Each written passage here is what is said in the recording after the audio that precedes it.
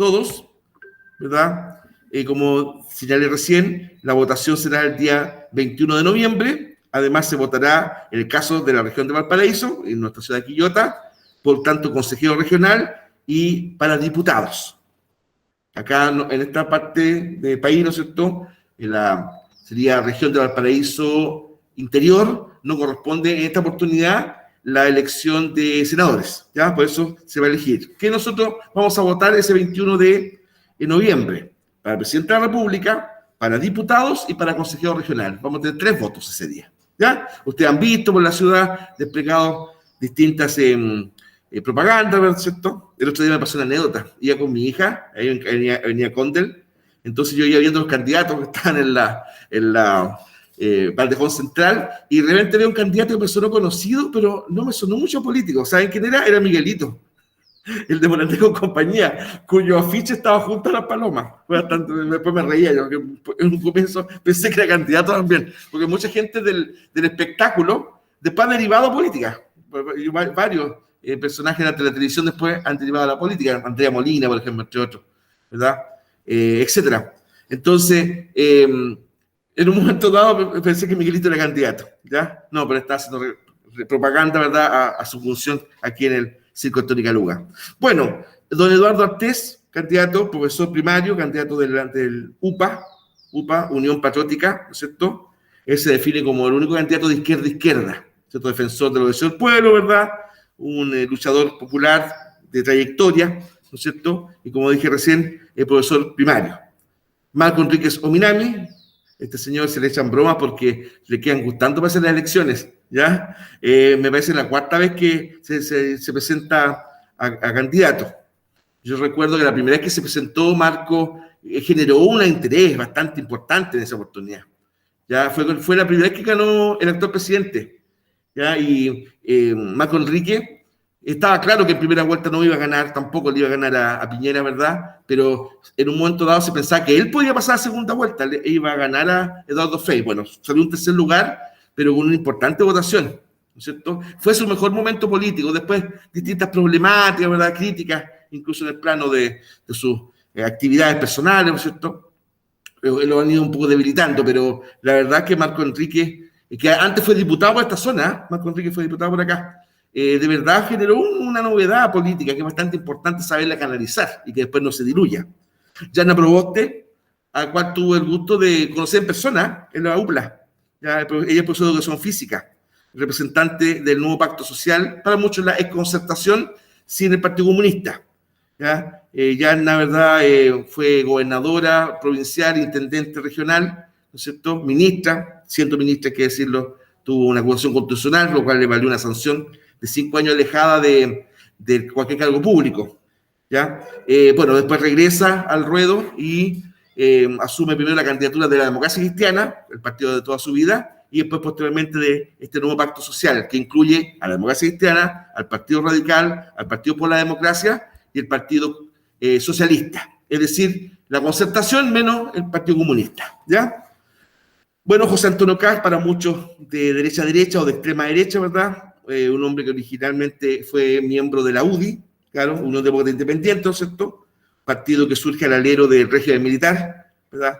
Identificado con la figura específicamente del ex gobernante, dictador para algunos o para muchos, presidente para algunos pocos, ¿verdad? Como fue Augusto Pinochet, ¿no es cierto? Pero después Kast se sale de ese partido del cual fue un fundador, ¿no es cierto?, y genera un partido propio. Se define como un hombre basándose en principios bastante católicos, con el catolicismo, ¿verdad?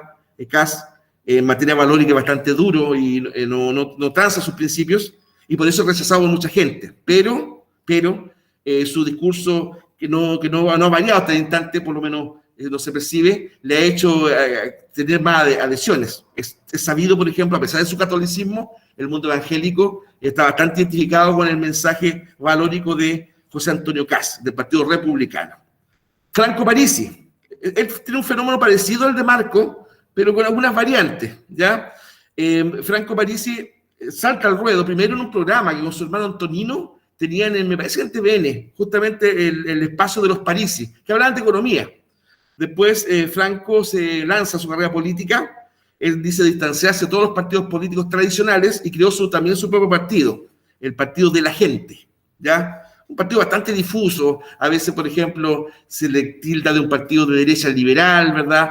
O también tiene marcados elementos populistas, ¿cierto? Él señala que él viene a refrescar la política y pretende que una masa ciudadana un tanto disgregada, ¿verdad?, dispersa, lo apoye, ¿ya? En esa oportunidad también causó interés. Me parece que sacó alrededor del 11% de la votación cuando se presentó, ¿ya?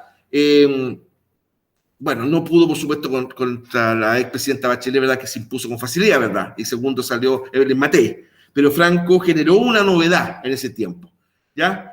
Posteriormente se alejó un tanto de la política y ahora retoma, pero lamentablemente líos de tipo personal y familiar han ensombrecido un poco su candidatura, hay que decirlo. Recuerden ustedes que Franco Parisi no está en Chile. Es verdad, y esto no es una calumnia, existe una orden de familia de arraigo para Franco Parisi por un incumplimiento de pensión alimenticia. Entonces eso evidentemente debilita desde ya su candidatura. Imagínense un candidato, se podría cuestionar, digamos, si, yo no sé más el detalle, solamente por favor, de verdad por la prensa, pero se podría cuestionar, bueno, un candidato que no cumple con sus obligaciones familiares, como cómo va a llevar adelante un país. Pero él sigue en el ruedo, señala, ¿verdad?, que demostrar su inocencia y pretende seguir adelante. Sebastián Sichel es un candidato bastante atípico. Él representa lo que tradicionalmente se llama como la derecha orgánica, a diferencia de Kast, que es más bien un testimonio más bien individual, ¿no es verdad?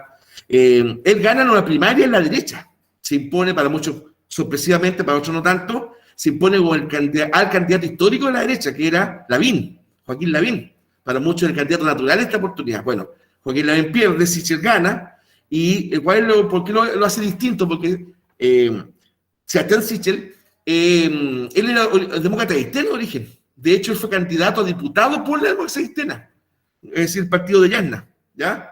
Después, nosotros, que pierde esa elección, se empieza a distanciar del núcleo central del Partido Demócrata Cristiano y él se empieza a acercar más bien a una derecha liberal, con énfasis, ¿no es cierto?, en lo social, ¿verdad?, en el emprendimiento. Se dice, él mismo se ha catalogado como el candidato de los emprendedores. Él pasó como ministro de Economía, presidente del Banco Estado, o sea, tiene una carrera meteórica. También su propio ejemplo de vida captó mucha simpatía. Él de partida, durante mucho tiempo, se llamaba Sebastián Iglesias. Pero ¿cómo? Claro, Sebastián Iglesias se llamaba originalmente. Él conoce a su papá siendo ya crecido, ¿cierto? A este señor Sichel, su padre, con lo cual tuvo una relación muy estrecha durante 10 años. Posteriormente, el papá de Sebastián Sichel muere y ahí él toma su apellido y se llama tal como lo conocemos hoy día, ¿ya? Lamentablemente también tiene flancos que lo han debilitado, eso también hay que señalarlo, ¿verdad? Acusaciones de financiamiento indebido de su campaña de diputado, por una parte. Se señaló cuando fue candidato por la democracia cristiana, por ejemplo, Sichel habría recibido, él dice que no, pero habría recibido aportes de empresas, ¿ya? Él señala que si fue así, él no sabía, cosa que de repente en política uno podría dudar un poco, ¿ya? Y también tiene un tema que fue, comillas, pillado, porque él se oponía al tema del 10%, dando razones macroeconómicas, pero después se descubrió que él individualmente sacó el 10%. Entonces eso también en política es complejo, porque cualquiera de nosotros en una discusión, por ejemplo, podría decir, ya, yo me pongo al tema del 10%, y después sacarlo, y somos ciudadanos nomás. Pero igual, según un líder político, siempre se le exige consecuencia. En el caso de Sebastián Sichel, se le entrostó eso, ¿verdad? Y tuvo que pedir disculpas, etcétera, una serie de cosas, ¿ya? Pero es el candidato de la derecha orgánica, lo apoya Renovación Nacional, la Democracia Cristiana y Evópolis, Democracia Cristiana. Renovación Nacional, la UDI y Evópolis, ¿ya? Y este último candidato, Gabriel Boric, ¿no es cierto? Candidato, yo diría que el más joven de todos, un hombre que surge al alero, ¿verdad?, de sus luchas universitarias. Él es oriundo de Punta Arenas, ¿ya? Gabriel es un hombre de cuneta, de calle, en el sentido político me refiero, ¿ya? Fue presidente de la FECH, con una lista de izquierda, pero alternativa al Partido Comunista. De hecho, él un día socarronamente se jacta de que le ha ganado varias veces al Partido Comunista. De hecho, en la FECH, él presentó una lista contraria al Partido Comunista y le gana. En ese tiempo estaba Carlos Cariola y Vallejo, ¿verdad? Camila Vallejos, y él les ganó cuando él llevó su lista. O sea, cuando se tiene lucha. Una amistad de años con Jackson, ¿verdad? El diputado Jackson, y también con el alcalde de Valparaíso, Char, porque se ha visto quebrado un poco últimamente. Ha habido disputas al interior del Frente Amplio, frente que él contribuyó a fundar, ¿cierto? El Frente Amplio nace como una agrupación de política, como una izquierda nueva, ¿cierto? Imagínense, Convergencia Democrática, Revolución Democrática, Partido Regionalista, ¿qué otro más? El Partido Liberal, liderado por Vlado Milosevic, también formaba parte del Frente Amplio, ¿ya? Etcétera. Entonces, era como, por así decirlo, un candidato también que pretendía rejuvenecer la política. Lamentablemente, algún tipo de disputa al interior del Frente Amplio y su, de verdad, gobernabilidad es lo que se impugna un poco. Incluso también desde el mundo de la izquierda, ¿ya? ¿Cuál va a ser de verdad la base de apoyo que va, ¿no es cierto?, a estar detrás de Gabriel Boric? Porque él es un candidato atractivo, eso es innegable, por eso va punteando la encuesta. En este instante, sépanlo, Gabriel Boric estaría siendo presidente de Chile. No por un muchacho margen, un largo margen, pero sería presidente de Chile. Entonces, las dudas en ese sentido apuntan, ¿cierto? Así que eso es como un recorrido somero, por supuesto, de los aspectos personales de estos candidatos, que bueno, la mejor encuesta siempre se ha dicho, es la de la elección misma, y eso será el 21 de noviembre, ¿ya? Bueno, ¿qué temas se van a abordar en esta presentación? Vamos a referirnos resumidamente de la salud, educación, vivienda, el tema laboral y el tema tributario, ¿verdad? Vamos a partir por un orden alfabético, ¿cierto?, de Eduardo Artés. Insisto, candidato, él mismo se cataloga como de verdad de izquierda. Entre paréntesis, don Eduardo, colega, entre paréntesis, él es partidario sin tapujos del régimen de Corea del Norte, por ejemplo. Lo defiende ahora su partido, lo mismo que el chavismo, ¿ya? Y da sus argumentos de por qué los defiende. Ese tema es como aledaño a lo que estamos tratando hoy día, pero no voy a profundizar mucho en eso, ¿no es cierto? Bueno, el tema de seguridad alimentaria, ¿verdad? Don Eduardo Artés pretende, por una parte, proteger a las pymes, considera que las pymes es una importante fuente de trabajo al país, pero también ratifica que el Estado debe participar como el principal productor, ¿ya?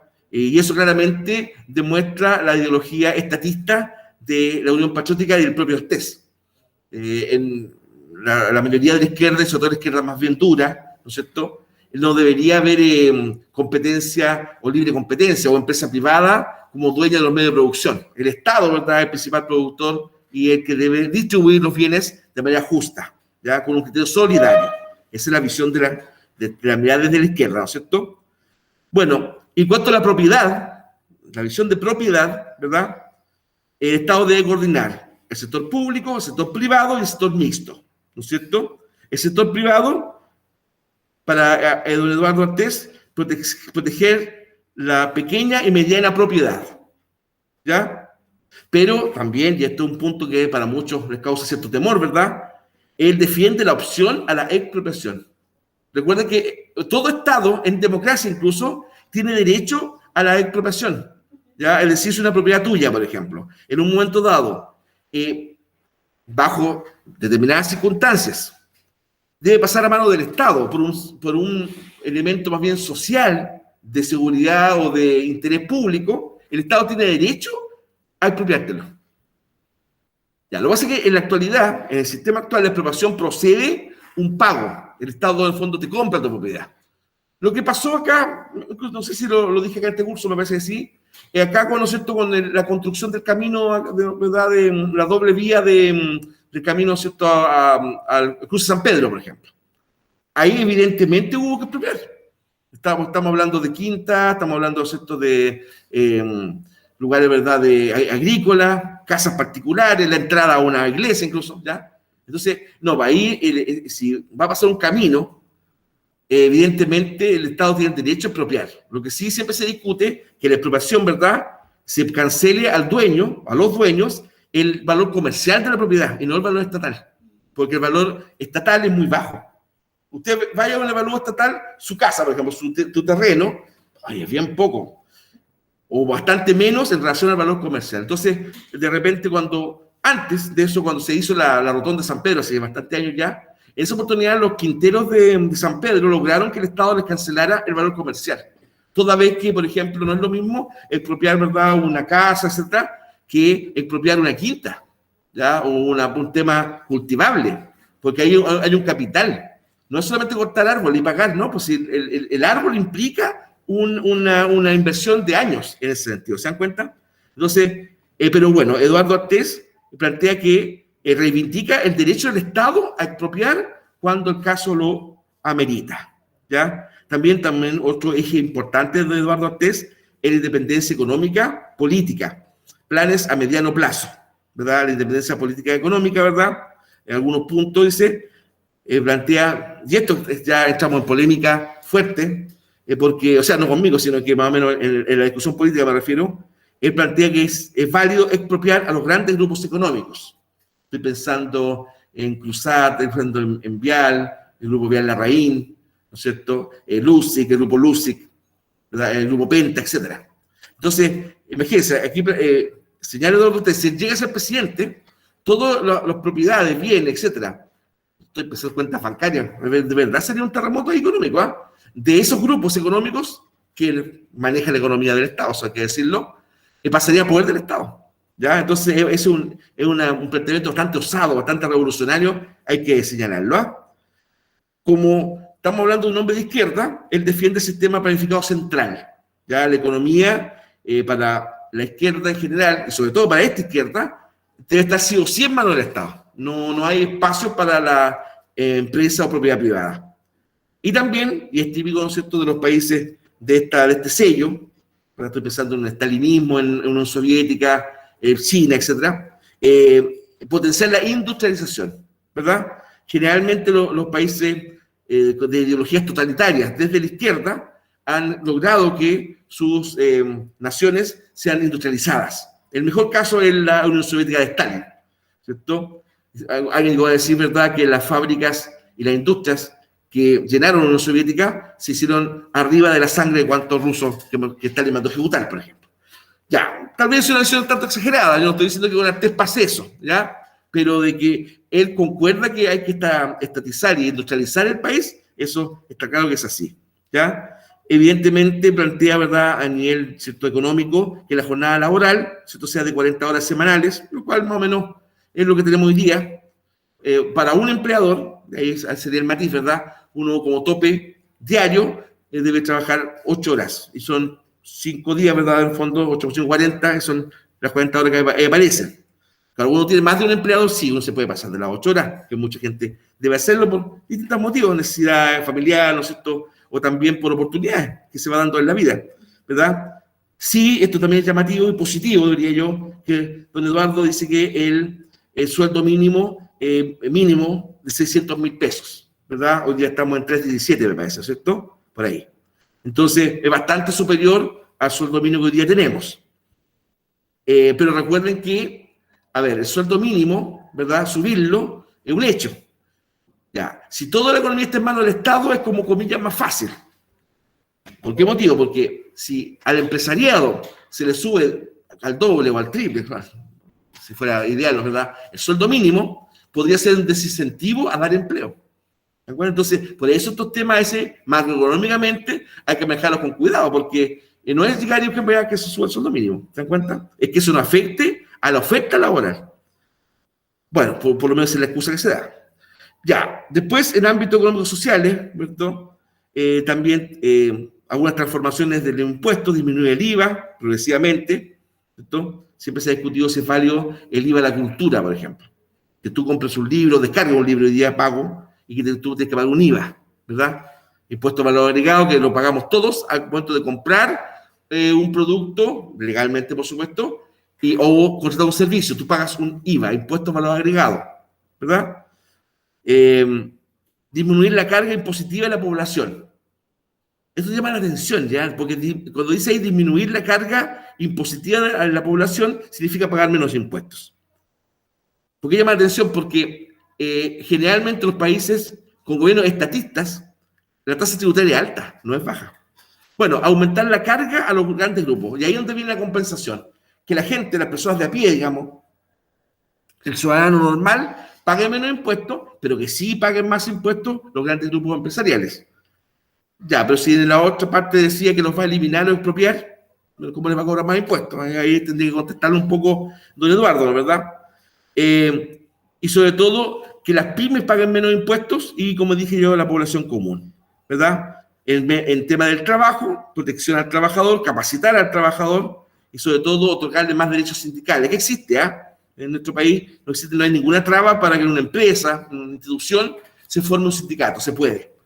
Ya me parece que son 25 trabajadores, después formar un sindicato. Eso previamente hay que sacarse la impresión del trabajo, ¿verdad? Ellos te asesoran por la parte formal de un sindicato. De hecho, un sindicato después tiene personalidad jurídica, existe como ente.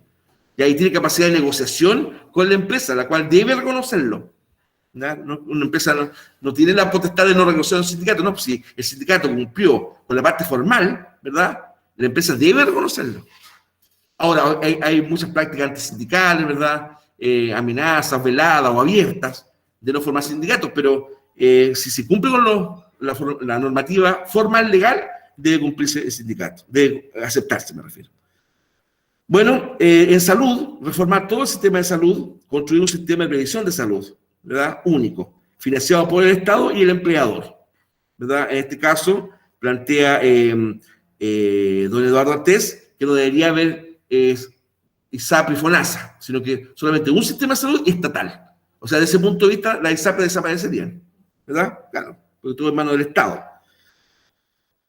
Educación, bueno, organizado por el Estado central, ¿verdad? Apoyado por la sociedad civil, ¿cierto? La educación privada o subvencionada debería, de acuerdo a esto, debería desaparecer, ¿cierto? Y aquellas instituciones educacionales privadas, sus instalaciones deberían ser expropiadas por el Estado. O sea, fin a la educación particular pagada y la educación particular subvencionada. De ese punto de vista, por ejemplo, llevando el ejemplo al extremo, esta institución, el CIAPT, no tendría existencia en un régimen como el que plantea don Eduardo Artés, ¿ya? Y también crear nuevos centros educativos, todos estatales, ¿verdad? Aumentar el sistema mediante las jardines infantiles a las cunas, ¿verdad? Si, por ejemplo, si se está por incorporar masivamente a la mujer al mundo laboral, ¿verdad? Evidentemente se debe contar con un adecuado sistema de salas cunas, ¿ya? Para que la mujer trabajadora y que es madre tenga la opción, si no tiene realmente familia que él pueda apoyar, ¿verdad? El acceso universal, ¿verdad? E igualitario a las salas cunas. Eso a grandes rasgos lo que plantea don Eduardo Artés, ¿cierto? Para muchos de extrema izquierda, él siempre se dice que él es de izquierda nomás, ¿ya? Pero por lo menos es bastante claro su planteamiento, excepto ahí me hace un poquito ruido este tema de la aprobación de los grandes grupos económicos, pero por otro lado dice, subámosle los impuestos a los grandes grupos económicos, ¿ya? Porque lo primero invalida lo segundo.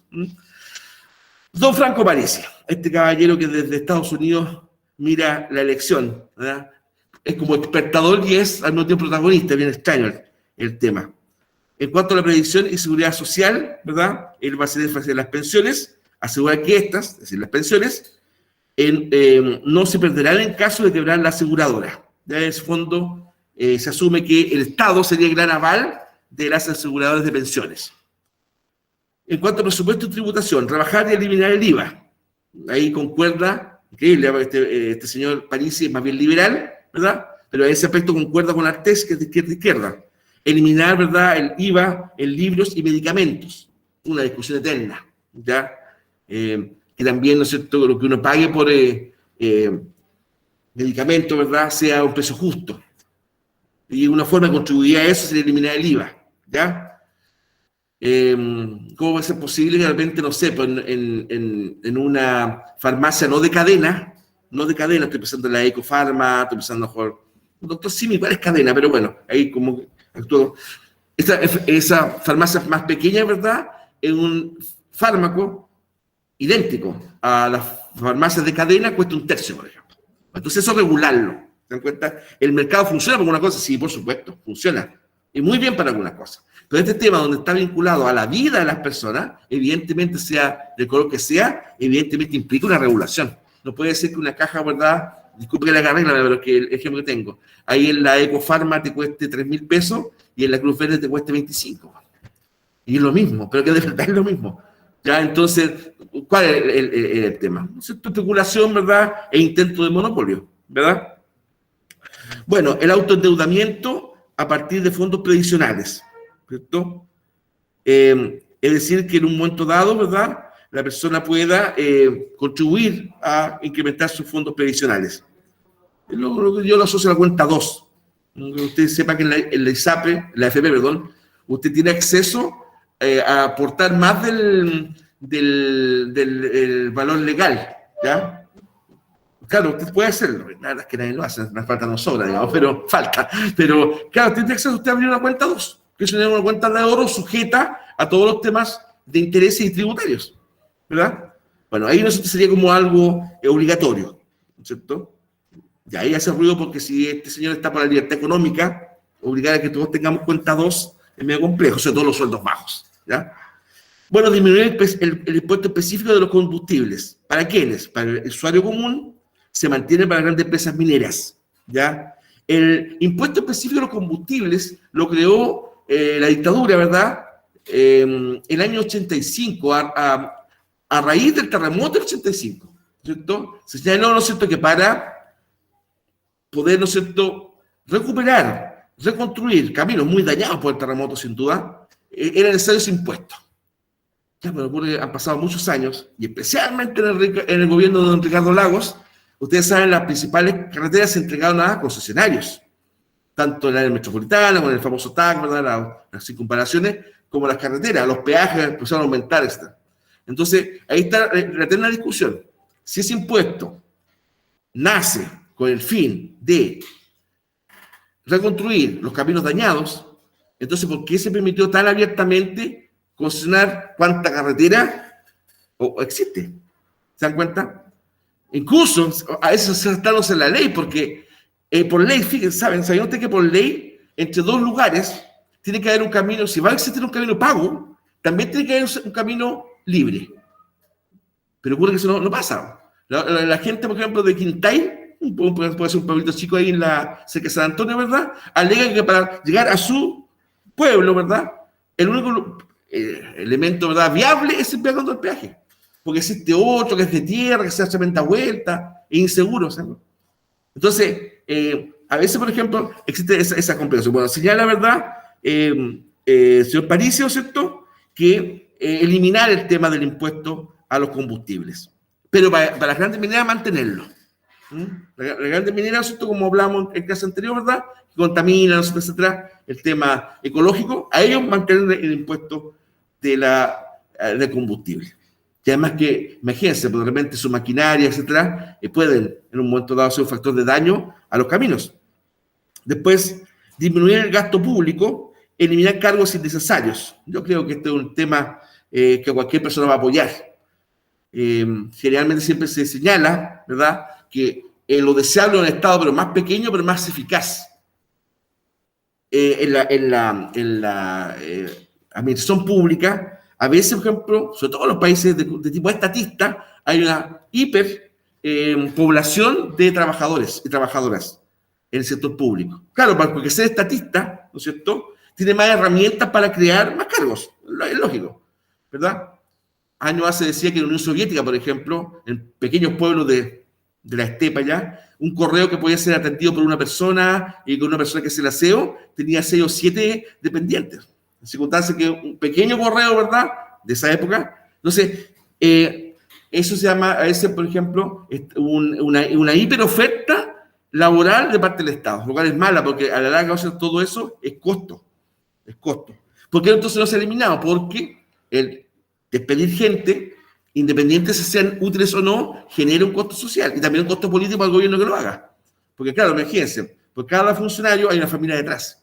Aunque el funcionario esté sentado, estoy caricaturizando, disculpe, ¿verdad? Pero cuando el funcionario esté sentado, ¿cierto?, todo el día, de todas maneras ese sueldo contribuye a mantener una familia. Entonces no es tan simple llegar y cortar. ¿Qué fue lo que hizo Macri en Argentina? Que era, disculpe, ¿verdad?, pero era lo que había que hacer. porque el Estado argentino está, pero hiper desarrollado, pero ve todo un costo social al respecto. Entonces, ¿quién baila con lo no bonito? Bueno, y el que baile con lo no bonito, ¿verdad? O el que baile con lo feo, digamos, va a asumir el costo político de hacerlo. ¿Se dan cuenta? En este caso parece que está dispuesto a hacerlo. ¿Ya? Y digitalizar las transacciones. Ustedes saben que la medida, ¿verdad? Mientras más se digitalice todo, evidentemente se puede tender a, no decir eliminar, pero por lo menos prescindir a lo mejor del elemento humano, que ojo, también puede ser malo. Puede ser malo. Recuerden que no todas las personas tienen acceso a lo digital y manejo en lo digital. De repente un calvario, por ejemplo, a una persona de edad, decirle, no, pero abuelita, usted postule vía... Oye, ¿te has puesto en los zapatos de esa persona? Lo tembloroso que puede ser, no se te pasar un celular o un computador para postular cualquier cosa. No, es de ayuda. Entonces no es tan fácil el tema de digitalizar todo. Ojo con eso. ¿Eh? Bueno, la educación, ¿cierto? Gobernanza tridimensional, ¿verdad? ¿Cierto? Apoderado, ¿cierto? Profesorado, por supuesto. Estado, ¿verdad? Toda institución pública debe tener de fondo como una coadministración. Acompañamiento tutorial, ¿ya? Aquí voy a decir algo que no, es políticamente inviable. Esto fue un aporte de mi colega Sebastián. Él le puso a decir tener tutores a los CEIA, ¿ya? Esto lo puso él. El SEA puso esto. Ya mi colega, me estimo mucho, se va a decir. Sí, ¿no es cierto? Transformar un poco el cargo de profesor tutor, más que un fiscalizador, en una persona, ¿no es cierto?, cercana, ¿verdad?, que se identifique con su curso, así como es nuestra tía Jennifer, que presenta. ¿Ya? Bueno, ese más o menos sería un poco la propuesta de Franco Parisi. La verdad que es bastante poco original, porque, ¿cierto?, hay muchas instituciones que tienen eso, pero bueno, por lo menos lo dice el hombre. ¿Ya? La jornada escolar completa en su sentido original. Cuando nace la jornada escolar completa en la década del 90, era, ¿qué no quiero decir? Ramos duros en la mañana, currículum rígido, ¿cierto? El lenguaje, matemáticas, naturales, sociales, ¿ya? Y en la tarde, talleres, ¿no es cierto?, para que los chicos podían, ¿no es cierto?, de repente implementar lo que aprendían, ¿verdad?, desarrollar habilidades, la parte artística, educación física, etc. Pero ocurre que en la práctica, a veces justificadamente y a veces injustificadamente, ¿verdad? No, pues nos llenamos de horas todo el día, ¿verdad? Entonces, tanto para el estudiante como para yo no estoy hablando de la época, que es otra cosa, porque ahí siempre hemos tenido que trabajar en la noche, digamos. Pero para un chiquito, ¿verdad? Una chiquita de 4 años, 5 años, que está en tercero o cuarto básico, es difícil enseñarle matemáticas a las 4 de la tarde, pues, a las 3 de la tarde, ¿verdad? Después del almuerzo se produce somnolencia, ¿verdad? Deseo ya de estar en casa. Es complejo el tema. Es que los profesores deben ser entretenidos, ya, pero que a veces cuesta ser entretenidos, muchachos. No es tan simple. A veces las varitas mágicas, tú se las pasas porque he entendido en la tele y listo. Colega, usted no es, por supuesto, eso se trata, ¿verdad? Innovar. Pero no es tan simple muchas veces, sobre todo en aula. Ya si volvemos a la normalidad como esperamos, ¿verdad? Ciertamente el tema es un desafío, ¿cierto? Reencantar a nuestros chicos, de verdad ser novedosos, ¿te das cuenta? No es tan simple, ni siquiera con las TICs, ojo, porque no podemos mostrarles videos, cosas lúdicas, entre comillas, se capta atención. Hoy día, en la constante cambio, ¿verdad?, en la lógica del control remoto, ¿cierto?, del YouTube, al chico le lleva a que hay constantemente un cambio de estimulación. Discursos largos, por ejemplo, como este que estoy haciendo yo ahora, o siempre, no resulta efectivo para niños de hasta cuarto básico, por ejemplo. No, olvídate, viejo latero. ¿Ves? Entonces, esa nueva propuesta, es verdad, hay que pensarla bien. Y una cosa sería interesante, y recojo esto de Franco Parisi, ¿verdad? Tal vez volver a la jornada escolar completa en su sentido original, ¿verdad? En su sentido original. Extraprogramático, etc. Y no seguir quitando horas de educación física, ¿verdad? Entonces hay una contradicción tremenda. ¿De qué nos sirve, por ejemplo, programa Crece Sano, Vivir Sano, si cada vez vamos optimizando más la educación física? ¿Verdad?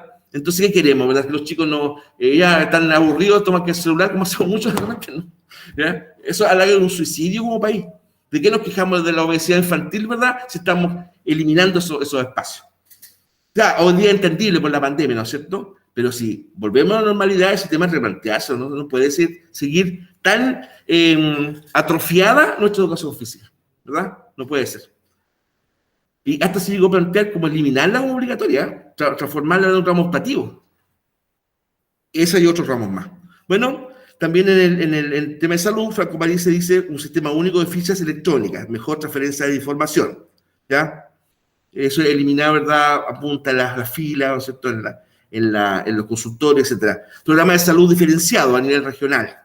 Es decir, ¿no es cierto? Que uno pueda tener acceso a la salud, un pago proporcional al ingreso, como es más o menos FONASA hoy día. La FONASA, a diferencia del ISAPRE, en ISAPRE es curiosa, tú pagas menos en la medida que compres un plan más caro. Te salen bonos baratísimos, ¿ya? Porque estás pagando más, o sea, si la persona que puede pagar un plan más caro en un ISAPRE, tiene acceso a una salud de calidad y barata, pero porque está pagando un plan más caro. Bueno, FONASA en ese aspecto es al revés, ¿no es cierto? Tú pagas menos que acredite que tiene menos ingresos. También puede ser la telemedicina, esto es un tanto polémico, ¿verdad? Porque la telemedicina, no sé, para cosas menores funcionaría, ¿verdad? Que tú te puedas atender, ¿no es cierto?, un médico a través de, ¿no es cierto?, de un computador, etcétera. Pero va hasta cierto nivel nomás. Así como se discute que la clase online nunca va a reemplazar la clase de verdad o en presencial, ¿no es verdad? También la consulta médica como telemedicina es difícil que pueda reemplazar a la atención médica verídica, en donde, no sé, cosas tan simples como tomar la presión, la temperatura, instancias de ocultación. Médicos de trayectoria saben de repente que no sé, por un inflamamiento de ganglios, ¿verdad? Por el proceso muriendo, casi puede hacer un diagnóstico con, ¿no es cierto?, a ocultarte. ¿Ves? Bueno, ¿cómo se podría hacer eso en un tele? Por lo que el paciente le dice. Pero es que, punto de científico, eso no es fiable, científicamente hablando, ¿verdad? Bueno, disminuir un 60% la lista de espera. Se lo logrado, son parte, ¿eh? Eso no podemos decir que seguimos como antes, no. Hay, por supuesto, consultorios, lamentablemente, que va mucha gente y otros que no. Lo he visto eso, en términos personales, digamos. Se ha mejorado bastante los consultorios rurales, de verdad, ¿ya? Prestaciones que son, en el mundo privado son carísimas, la gente ha tenido un poco más de acceso a vía consultorio. Hay mucho que avanzar todavía, en la salud mental, por ejemplo. ¿No es cierto? Que un psicólogo, un psiquiatra te da hora cada tantos meses, ¿no es cierto? Es complicado, porque la salud mental privada es muy cara, es carísima, y la ISAPRE incluso no te cubre. Eso lo comenté en este curso, hay un tope de sesiones, ¿verdad? Una depresión, no sé, un cuadro ya psicótico, ¿verdad? Que requiere un tratamiento a fondo. Pacientes necesitan medicarse y controlarse para poder tener una vida normal. ¿Te das cuenta? Y eso ahí estamos al debe. O sea, el que no puede pagársela todavía, se la sufre toda, no. Se la sufre toda, ¿verdad? Entonces ahí hay que mejorar, ¿ver? Según Franco Parisi. Bueno, en el sentido de, ¿verdad? El sector público debe contribuir a eso, el sector privado, ¿cierto? Y también de alguna forma potenciar la participación de las Fuerzas Armadas. ¿Pero cómo? Claro, las Fuerzas Armadas pueden también ayudar al tema salud. Los recintos de salud de las Fuerzas Armadas son bastante buenos. Y a veces funciona, fíjate, a nivel social, ¿eh? No están tan cerrados como se piensa, ¿verdad? El tema está de que, por supuesto, la Marina, el Ejército, la Fuerza Aérea, Carabineros, sus instituciones de salud es para la institución, obviamente, que contribuyen, ¿verdad?, al resto de la sociedad, en el momento dado lo hacen.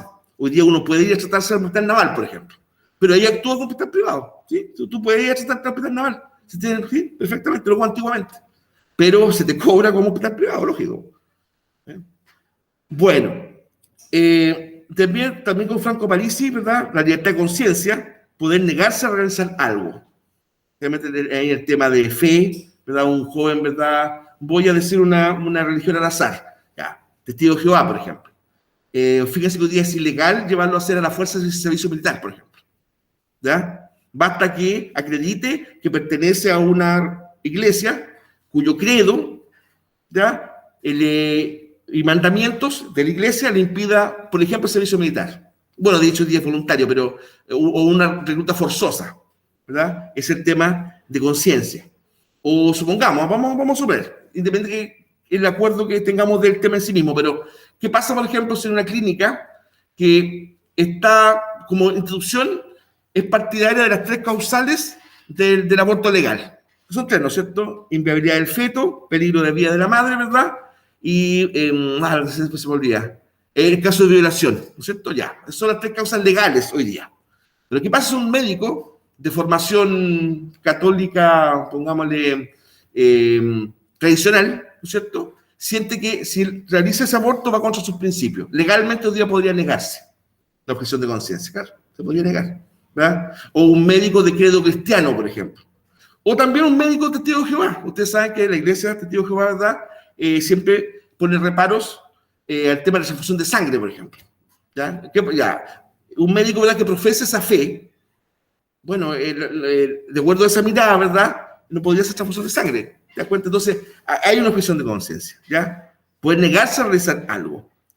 12 meses de protección, ¿verdad?, con respecto al aspecto laboral, ¿verdad?, salario y bonos. 12 meses de protección, que es más o menos lo que ya tenemos, ¿ya? Protección al denunciar la corrupción, inmunidad por 5 años. O sea, si un empleado o empleada, ¿verdad?, en una empresa cualquiera establece una denuncia por corrupción, esa persona, según lo que dice, plantea Franco Parisi, ¿verdad?, debería no ser despedido hasta 5 años. Bastante utópico eso, se me decía, bastante utópico. Bueno, don Sebastián Sichel, ¿verdad?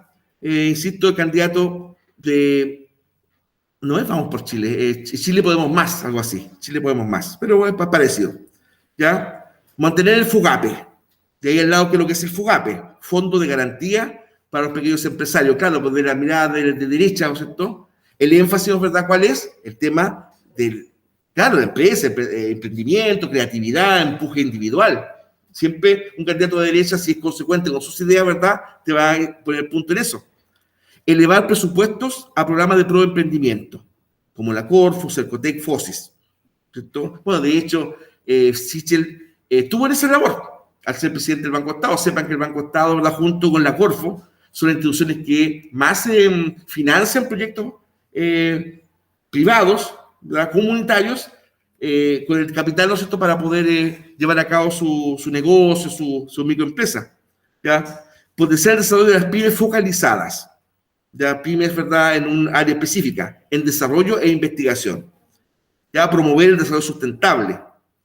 El desarrollo sustentable no es otra cosa que es el desarrollo económico, pero con respeto a los bienes naturales, a los recursos naturales, enfocado en el desarrollo regional, ¿ya? Incentivar una lógica descentralizadora. Es un tema bastante antiguo. Distintos gobiernos, hace muchos lustros, ¿verdad?, promueven eso, ¿cierto? Aquí también lo plantea don Sebastián Sichel. Es decir, por fin descentralizar Chile. ¿Se ha logrado? Sí, se ha logrado. ¿En qué medida? Todavía deseable que se descentralice más. Uno, lamentablemente, que es ya un poco maleado, zorro viejo con estas cosas, sabe que si uno un trámite quiere de verdad agilizarlo, hay que ir a Santiago. Esa frase, yo la escuchaba, fíjense, cuando yo era chico, es la cantidad de años. Y hoy día todavía, ¿verdad? Un trámite de registro civil, por ejemplo, tiene que ir a Casa Matriz, si lo quería así. Un modesto carnet de identidad, por ejemplo, olvídate de sacarlo rápido en un registro civil de provincia, por ejemplo. Entonces, se dan cuenta, todavía hay elementos de centralismo que hay que mejorar, o que las autoridades regionales tengan los recursos y la capacidad de decisión para de verdad gobernar la región, y no que la región sea gobernada de Santiago. Eso de alguna forma lo propone Sebastián Sichel. Devolución del IVA, ¿verdad?, pero en 2 rubros solamente, en cuanto a medicamentos y alimentos, ¿ya? Ahora, en cuanto, por ejemplo, cómo avanzar en una sociedad inclusiva, palabra, ¿verdad?, que hoy día es potente, ¿no es cierto? Bueno, en cuanto a la igualdad de oportunidades y de sueldo, ¿verdad? Que las personas tengan todo acceso a igualdad de oportunidades independientes de su origen social. No que los apellidos rimbombantes, por ejemplo, te aseguren un mejor empleo. Antes se decía que teniendo apellido de viña de vino, no sé, un Durraga, Ochagavía, etcétera, estoy pensando mucho tiempo atrás, como que las puertas de la sociedad se te abrían, ¿verdad? Y el que no. Pues, entonces, eso debería determinarse. Y hoy día, algo que está es muy potente, hoy día fuerza, el empleo femenino justo. Que no puede ser, ¿verdad?, que frente al mismo empleo bajo las mismas condiciones, una mujer gane menos que un hombre, por lo mismo. ¿Ya? Por lo mismo, eso no puede ser. Acá siempre lo comentamos, afortunadamente nosotros aquí en educación, eso es hace mucho tiempo que está como ese paso obviado, ¿verdad? A nosotros los profesores nos cancelan diferenciado por el género. Hay una escala, ¿verdad?, nacional. Entonces, si eso se logró en educación hace muchos años, ojo, hace muchos años. Yo les digo, jamás, imagínate, yo del 91 que estoy haciendo clase, nunca había una diferenciación del sueldo con una colega mía, por ejemplo, mujer, nunca. O sea, si eso se logró en educación, por ejemplo, bueno, ¿por qué los otros rubros no? ¿Qué es lo que hace la diferencia? ¿Te das cuenta? Entonces, lograr ese punto, ¿ya? Pensión de alimentos, esto es interesante, ¿eh? Y también podría entrar en tela de discusión. Hacer un registro en DICOM a todos los, fundamentalmente papás, lamentablemente hay que decirlo, y también algunas madres, pero más papás, muchos más, que tienen problemas con la pensión alimenticia. Así como si uno queda debiendo una letra en ABCDIN y te mandan a DICOM, bueno, si tú no quedas debiendo la pensión alimenticia a los hijos, ¿verdad? También que te mandan a DICOM. Eso lo propone Sebastián Sichel. Ahí habría que ver si el efecto de eso sería el deseable, ¿verdad? Pero que te genere... Hay elementos hoy día que ya están colocados, ¿eh? Por ejemplo, la temática de créditos para emprendimientos. Entre las cosas que te revisan es que si tú tienes problemas con pensión alimenticia, no te tengas que esos créditos. Entonces es una manera. ¿Verdad? ¿Ah? No, es depresión. Depresión, claro, obvio. ¿Ya? Entonces, tampoco convertir al deudor en un paria, porque fundamentalmente esa ley, ¿cuál es el objetivo? Salvaguardar el derecho de los hijos. Más que castigar, aunque se lo merezca, ¿no es cierto?, al infractor, el derecho de los hijos. Entonces, igual deben haber los recursos para que esa pensión efectivamente se pague, ¿verdad? Esto yo estoy hablando más como César Calderón, como Sebastián Sichel, pero por ejemplo, que toda la temática de la pensión alimenticia sea todo descontado por planilla, por ejemplo, y que no pase por la mano del deudor. O sea, que llegue la orden al como se hace mucho, creo, en todo caso. Yo sé que en el mundo del fútbol se hace, por lo menos, ¿ya? Que a los clubes llega, ¿no es cierto?, la orden judicial. ¿Verdad? Entonces, una idea, porque es mucho, muchachos, es mucho, sí. Con obligación, porque eso se hace, pero digamos, el que paga la pensión solicita ese... El que lo solicita, claro. Debería ser obligatorio. Claro, como una forma de ordenarse, ¿no es cierto? Claro. Entonces debería ser obligatorio, como dice la tía. Y un fondo estatal de pago de alimentos. ¿Verdad? Claro, porque independiente de que tenga la culpa o no, hay un niño que tiene que ser alimentado. Entonces eso de repente cuesta entender, porque, por ejemplo, ya, aquí le estoy dando como un palo a mi género, pero es que, bueno, es que no tengo ejemplo al revés, pero bueno, ya. Un señor, ¿no es cierto?, dice, yo no puedo cancelar porque no tengo trabajo. Claro, efectivamente, a lo mejor de verdad no tiene trabajo, pero los hijos siguen teniendo igual necesidades, aunque no tenga trabajo. Acuérdense ustedes, por ejemplo, los ejemplos hasta chistosos, que a los doctor Apolo cuando salen cosas así. Pues que a mí me importa, como dice ella, anda a peinar perros, o sea, limpiar carros, dice, corta hierba. Dice, de alguna forma, los hijos tienen que comer. Bueno, es un tema, ¿ya? Y ahí propone Sebastián Sichel, ¿no, verdad?, que hay un fondo estatal para eso. ¿Se dan cuenta? Porque el tema es un tema real, chicos, chicas, ¿ya? Independiente de la vereda que lo estemos mirando, independiente de eso, ¿ya? El énfasis es el salvaguardar el derecho del menor, de la menor, más que de la mujer o del hombre, ¿ya? Bueno, después, ¿no es cierto?, derecho a vivienda digna, reforzar el reglamento de integración social, construir porcentaje de vivienda con subsidios, ¿no es cierto? Hoy día los precios serían las nubes, incluso personas con subsidios en la mano, todavía me es lejano el tema de tener casas de verdad. Claro, porque un subsidio es un dinero que por ley se te entrega, ¿no, verdad? Pero los terrenos están más caros, las construcciones están más caras. ¿Cierto? Entonces, eso es un tema también que como que han dibujado esto. El seguro de cesantía entre el 25 y el 30% del sueldo para poner los gastos básicos, ¿ya? Y reitero, todos estos descuentos son buenos y necesarios, pero tienen que ser respaldados con sueldos que lo permiten. Tú, una persona, ¿verdad?, que está ganando el mínimo, como descontar el 30% del sueldo. Es como un chiste cruel. ¿Te das cuenta? Es como un chiste cruel. No sé si vamos a alcanzar a ver completo así, che. En todo caso, claro. La pregunta esencial, ¿o no? Sí, porque estamos ya cerca de la hora. ¿Ya? Me faltó esa de Sichel, pero me faltó esta nomás. ¿Ya? Acordarme que faltó un cachito de Sichel. ¿Ya? El otro día en un curso le dije Chisel, como eso de los quesos. Ya. adelantar. Claro. Ahí, ¿ya? Entonces, algunos de ustedes ya lo han hecho, ¿verdad? ¿Qué es lo que es? Elegir dos candidatos, usted sabrá cuál, ¿verdad? Y establecer, ¿verdad? Propuestas, dos de salud, ¿no es cierto? Y dos de educación, el candidato 1, ¿no es cierto? Candidato Juan Pérez. ¿Ya? Esto propone educación, esto propone salud. ¿Ya? Ya, candidato 2, María González. Candidato, esto propone salud, esto educación. Y fundamental, breve, ¿por qué eligió a ese o ese candidato? Acá, muchachos, no apuntamos al tema político obviamente tal. Estamos en la democracia, ¿no es cierto? Cada cual sabe a qué candidato apoyar. El tema es fundamental, establecer una razón, ¿verdad? Frente a ese punto, ¿ya? Así que síganlo haciendo, como algunos de ustedes ya lo han hecho, ¿verdad? Y mañana rematamos con lo que nos queda del PPT. ¿Ya? Profesor, buenas tardes. Buenas tardes.